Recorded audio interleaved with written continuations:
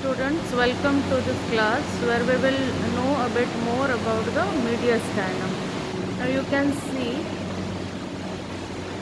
that the rib cage, the thoracic cage has been opened and is exposed. The interior of the thorax has been exposed anteriorly, from the anterior. Okay. See, this is the posterior or inner aspect of the anterior thoracic wall. So this is the sternum or the posterior surface of the sternum. Here is the manubrium sterni, this is the body, and here is the xiphisternum. So This is the left internal thoracic artery with its vena comitantis. And it gives off, for each of the upper 6 intercostal space, it gives off 2 anterior intercostal arteries, the internal thoracic artery, and then in the 6th intercostal space it divides into the musculophrenic and the superior epigastric vessels. This you already know. Now we have already learned that the mediastinum is the space between the two mediastinal pleura along with the lungs. Now if you can see these empty spaces, these were where the lungs were. Okay, these are the spaces of the lungs. The lungs have been removed, exposing the posterior thoracic wall on both sides. This is the posterior thoracic wall has been exposed. Now I am standing on the right side of the body, and you can see this is the heart. You can see the heart here. Now to identify the structures,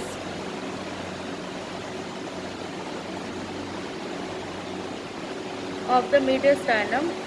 Now if you see, we already know that the heart and its vessels and some of the nerves are contents of the middle mediastinum. So first, if we see this fibrous structure, this is the fibrous pericardium lined on its inner surface. On its inner surface, it is lined by the parietal layer of the serous pericardium. So this is the fibrous pericardium along with the parietal layer of the serous pericardium. Now how to identify or confirm that it is the fibrous pericardium? See, the fibrous, if you note, this structure is the diaphragm, and the fibrous pericardium is fused with the central tendon. It is fused with the central tendon. Here it is fused with the central tendon of the diaphragm and some of its musculature, because these two are arising embryologically from the same septum transversum. Okay, now the fibrous pericardium contains the heart. So this is the heart. If you can see, this is the heart with its apex directed downwards and laterally towards the left, and the heart is covered by the visceral layer of the serous pericardium.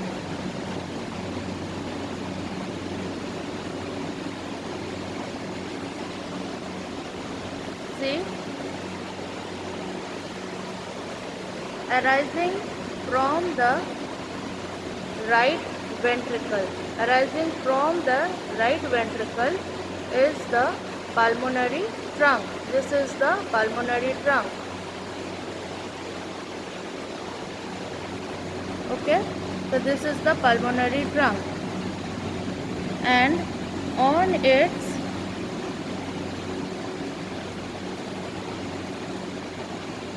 see this structure on the right. This is the right side. So this is the right auricle of the heart. This is the right auricle. This is the right atrium. This is the pulmonary trunk. Towards its right arises the, we can see this is the ascending, this is the ascending aorta. This is the ascending aorta.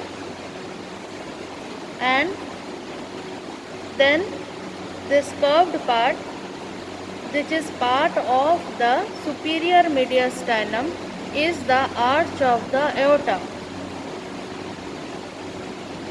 followed by, which connects the descending aorta on the left. This is the descending aorta.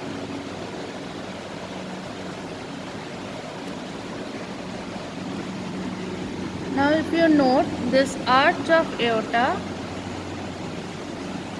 it gives off three branches here. Okay, it gives off three branches. First, from right to left, this is the brachiocephalic trunk. This is the left common carotid, and this one is the left subclavian. So from the right to left, this is the brachiocephalic trunk, then the left common carotid, and finally the left subclavian artery. The brachiocephalic trunk further divides into the right subclavian artery and the right common carotid artery. Alright?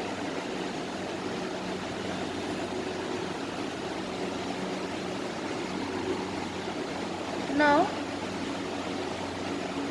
coming back to the fibrous pericardium, if we note here, the fibrous pericardium has been pierced by a structure.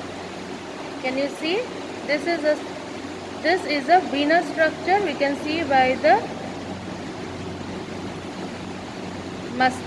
less muscular wall, and it is also luminal, you can see, and it is piercing the fibrous pericardium. This is the superior vena cava, which has an extrapericardial part which is in the superior mediastinum, and an intrapericardial part here. Before it pierces the right atrium, this is a part of the middle mediastinum. Now, just before it pierces the fibrous pericardium, we can see another structure.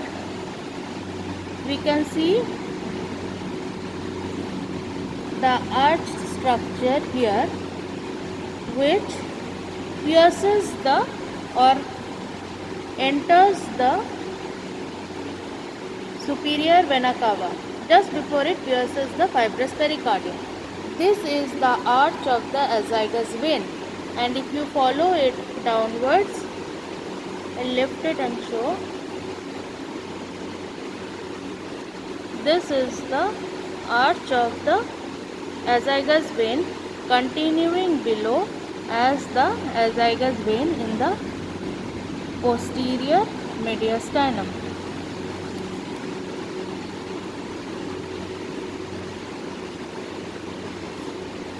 Okay, other structures that are to be noted here are the formative branches or tributaries, the formative tributaries of the superior vena cava. We can note very clearly one vein here which is torn basically. This vein which lies at the root of the branches of the arch of the aorta. This is the left brachiocephalic vein, and here is the right brachiocephalic vein. So the right and the left brachiocephalic veins form the formative tributaries of the superior vena cava. Other structure that we can note here, this in the midline, this is the trachea. This is the trachea, and if we can touch and feel the cartilaginous rings to confirm that it is the trachea. The structures we can see further here. Behind the esophagus here, behind the esophagus, sorry, not behind the esophagus, but behind the trachea and towards its right side, this is the vagus. This is the vagus nerve or the right vagus nerve, which is at a deeper level than the left vagus that I will show you later. And if you note another nerve which is superficial than the right vagus nerve, this is the right phrenic nerve, and it is accompanied by the pericardiophrenix vessels. We can note the vessels along with the nerve. This is the right phrenic nerve along with the pericardiophrenix vessels, and they actually go along the root. This is the root of the right lung here, that has been, see from the hilum, it has, the lung has been removed, but parts of it remain here. Alright, now I'll move to the left side. Now I am standing on the left side of the body, a cadaver, and see, this is the apex of the heart. Alright, this is the left ventricle,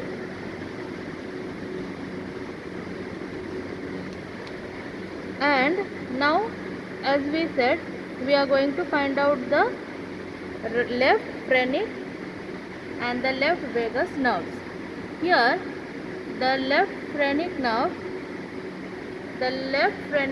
you can see along with the pericardiophrenix vessels. You can see the vessels here. Okay, this is the left phrenic with the pericardiophrenix vessels, and it is crosses the left vagus superficially. So we can see here, this is the left vagus, which is at a more superficial level than the right vagus nerve. And important to note is the even though the right and left recurrent laryngeal nerves, they lie in the tracheo-esophageal groove, the left recurrent laryngeal nerve is visible here because due to embryological reasons, the right recurrent laryngeal nerve rises above and is found here in the region of the neck, whereas the left recurrent laryngeal nerve you can see here in the middle mediastinum, arising from the left vagus and finally hooking the arch of the aorta. This is the arch of the aorta, if you can note. This is the descending aorta. So the left recurrent laryngeal nerve hooks the arch of the aorta from below. Okay. Now if you take a closer look on the right side of the left recurrent laryngeal nerve, we can see a ligament which is known as the ligamentum arteriosum. This is the ligamentum arteriosum. If you can note this, this is the ligamentum arteriosum which connects the pulmonary trunk or the just after its bifurcation. It connects the left pulmonary artery with the arch of the aorta. This is the ligamentum arteriosum, and as we showed from the left side, we can see more distinctly the esophagus running downwards, and this is the descending aorta. To the two sinuses of the heart, the transverse sinus and the oblique sinus. The transverse sinus, it is the recess between the pulmonary trunk and the ascending aorta. Anteriorly and posteriorly lies the superior vena cava and the two atria. This space is the transverse sinus. It is always shown from the left side, and the oblique sinus is the recess behind the base of the heart. This is the oblique sinus.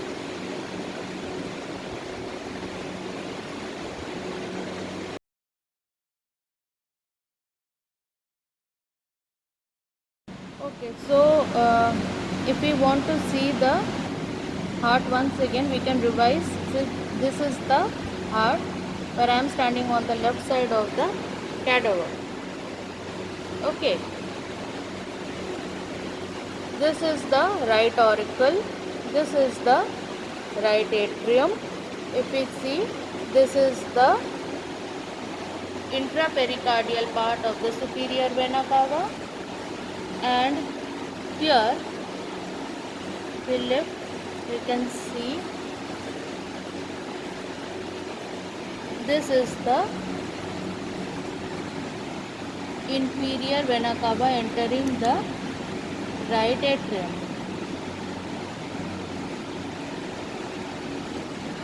Okay, this is the right ventricle. From here arises the pulmonary trunk and bifurcates. Then this is the apex of the heart. This is the left ventricle, that from where arises the ascending aorta. This is the left auricle, and here behind it is the left atrium. The left atrium receives the 4 pulmonary veins. This is the sternal surface of the heart. This is the sternal surface of the heart. This is the diaphragmatic surface or the inferior, because it is on the diaphragm, lies on the diaphragm. And further behind, this is the base of the heart.